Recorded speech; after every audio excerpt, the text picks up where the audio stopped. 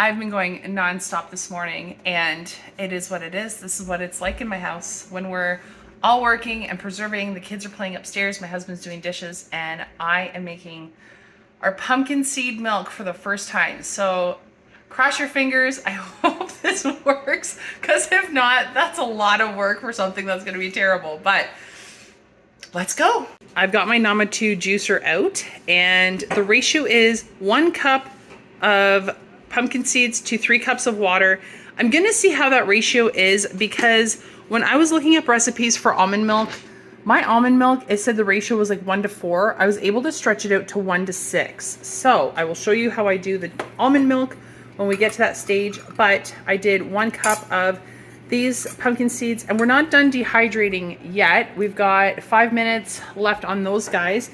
And I figured, why go through the effort in dehydrating and rehydrating this? So before it gets completely dehydrated, I figured, let's start with this batch. Moment of truth. Oh, we've already got some. All right, let's see how this goes.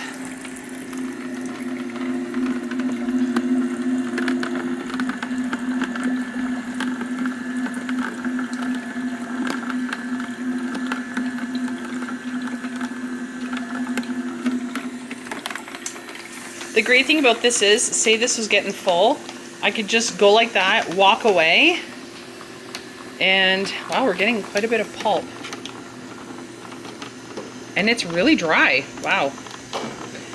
Now, a lot of the pumpkin seed recipes out there don't call for pumpkin seeds with the shell on, but I am not about to start shelling these, and the shells are technically edible, so I figured I don't have time in my life to baby things, so this has to work. And it looks like it's working.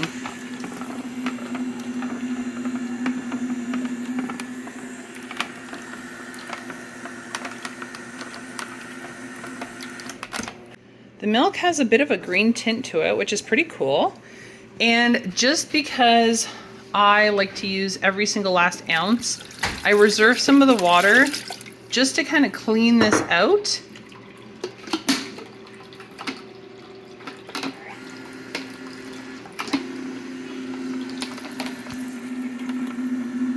And I just wait for it to kind of do its own thing.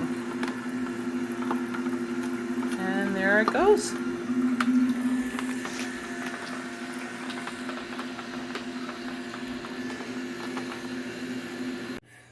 So after we're done the juicer and putting it through that process, I like putting it through a milk bag because I really don't like the texture of the pulp.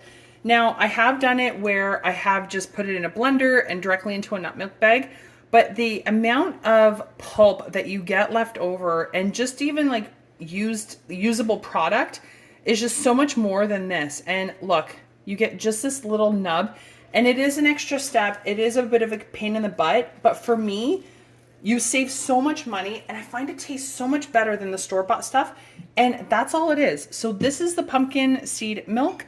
I'm gonna throw it in our 1.9 liter mason jar, and then we're gonna do a taste test. And I have not added any dates to this, any vanilla. This is just straight up pumpkin milk. We actually don't add anything else to our almond milk either. So I wanna do a very side-by-side comparison between the two. This is the pumpkin seed milk.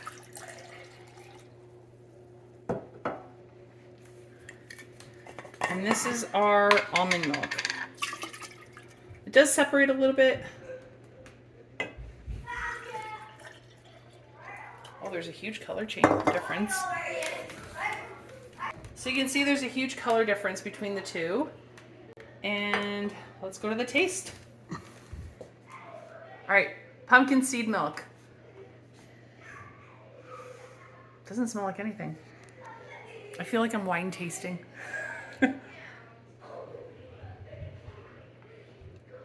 Oh, we're totally doing this again. Okay, this is the almond seed milk. Oh, now the flavor of the pumpkin seed is almost there.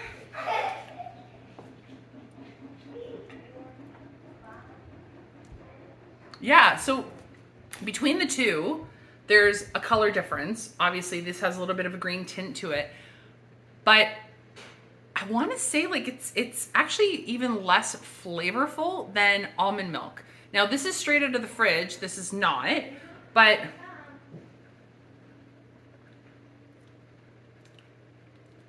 yeah, it's very clean tasting. Like there's not much to it.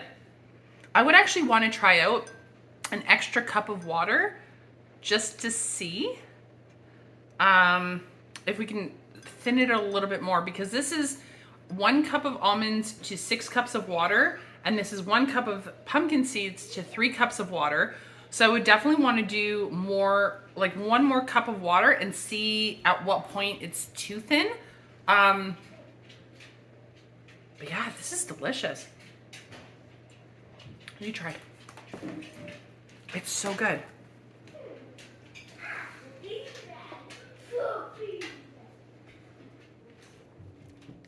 Thumbs up.